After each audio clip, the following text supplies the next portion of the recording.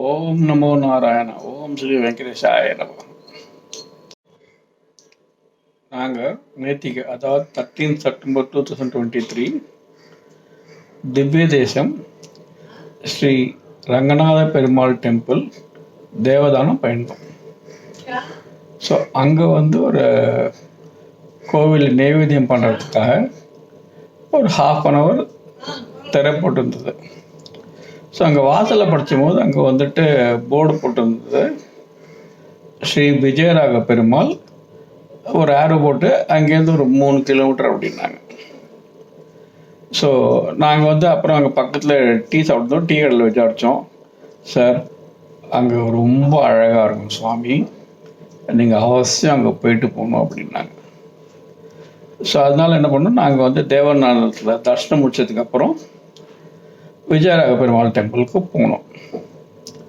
விஜயராக temple போனதுக்கப்புறம் ஆஹா, ரொம்ப பிரமாதமாக இருக்குது. அந்த அம்மா சொன்ன மாதிரி, ரொம்ப டீக்கார அம்மா சொன்ன மாதிரி ரொம்ப நல்லா இருக்குது. இன்ஃபேக்ட் கண்கொள்ளா காட்சியாக இருந்தது. அந்த சுவாமியோட உருவம் ரொம்ப பிரமாதமாக இருந்தது. அவசியம் பார்க்க வேண்டிய பெருமாள், அவசியம் பார்க்க வேண்டிய பெருமாள். ஸோ அங்கே போனதுக்கப்புறம் தான் தெரிஞ்சது, ஆக்சுவலாக தேவதானம் 108 திவ்ய தேசத்தில் ஒன்று படுத்துண்ட கோலம், இந்த பெருமாள் உக்காண்ட கோலம், அப்புறம் பொன்னேரியில் நின்ற கோலம். ஸோ ஒரு 10 கிலோமீட்டருக்குள்ள 3 பெருமாள் இருக்கா. ஒன்று நின்ற கோலம், ஒன்று உக்காந்த கோலம், ஒன்று படுத்துண்ட கோலம். ஸோ இந்த உக்காந்த கோலம் தான் நான் இப்போ பேச போகிறது. விஜயராக பெருமாள் டெம்பிள். விஜயராக பெருமாள் டெம்பிள் ரொம்ப அழகான சுவாமி, ரொம்ப அழகான பெருமாள். அப்படி கண்ணில் அப்படியே நிற்கிறது. அதை போய் பார்த்தா தான் அதோட அழகை ரசிக்க முடியும். நான் சொல்லி அவ்வளோவா தெரியாது. அதுக்கப்புறம் அங்கே பட்டாச்சாரியர்கிட்ட பேசின போது, சார் நீங்கள் உங்கள் கோவிலை பற்றி சொல்லலான்னு கேட்கும்போது அவரும் சொன்னார். ஸோ அதையும் நான் அதோட அட்டாச் பண்ணிருக்கேன்.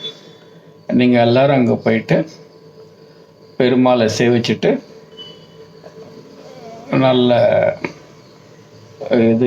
உங்களுக்கு நல்ல வரம் கிடைக்கணும்னு நானும் ஆசைப்படுறேன். எங்களுக்கு ரொம்ப ரொம்ப நல்லது. அதாவது ஒரு கோயிலுக்கு போனதில் 3 பெருமாளை நாங்கள் பார்க்க முடிஞ்சது. ஒருத்தர் சொல்ல, அப்புறம் இவர் இன்னொன்று சொல்ல, அதே போல் 3 பெருமாளையும் நாங்கள் பிளானில் போனது ஒன்று தான். 3 பெருமாளை பார்த்தோம். ரொம்ப நல்லா இருந்தது. ஸோ நீங்களும் அவசியம் போய் பார்க்கணுன்னு நான் ஆசைப்படுறேன்.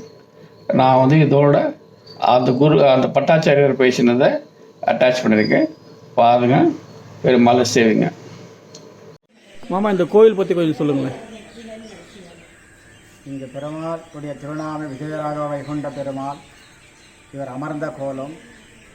இங்கே பெருமாள் 3 தலைமுறையாக சம்மதியில்லாத எத்தனையோ வருஷ காலங்களாக இங்கே வெயில்ல மழையில் இருந்தார்.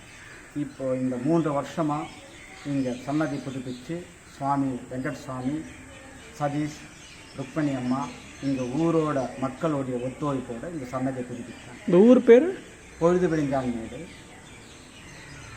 பெருமாளுடைய கையிலே சக்கரம், பிரயோக சக்கரம், பக்தாளுடைய கஷ்டத்தை போக்கக்கூடியது, கஷ்டங்களை அறுக்கக்கூடியது. ஒரு திருவடி கீழும் ஒரு திருவடி மேலே வச்சிருப்பார். ஒரு கையில் நமக்கு அபயம் தரதாக கையை வச்சிருப்பார். ஒரு கையிலே பெருமாளுக்கு தாமரை புஷ்பம் வச்சிருப்பார். வைகுண்டத்தில் பெருமாளுக்கு எப்படி மகர குண்டலமோ அதே போல் இங்கேயும் இவருக்கு மகர குண்டலம் விசேஷமாக இருக்க முடியும். இங்கு தாயார் ஸ்ரீதேவி தாயார் தலை சாஞ்சிருப்பாங்க, பூதேவி தாயாரும் தலை சாஞ்சிருப்பாங்க. ஏன்னா இங்கே எப்படி நம்ம வீட்டுக்குள்ளே இருக்கும்போது நம்ம வாசலில் யார் வந்திருக்காங்கன்னு எப்படி நம்ம சாஞ்சி பார்க்குறோமோ அதே போல் இங்கே தாயார் பார்த்தவங்களை உடனே நம்ம வீட்டுக்குள்ளே வாங்கன்னு நம்ம எப்படி நம்ம வீட்டுக்கு உள்ளே கூப்பிடுறோமோ அதே போல் தாயார் இங்கே வரக்கூடிய பக்தால வாங்கன்னு சொல்லி உடனே இங்கே அனுகிரகம் பண்ணுறாங்க. ஏன்னா இந்த இடம்லாம் புல் பூண்டு மரம் செடி கொடியாக இருந்த இடம்.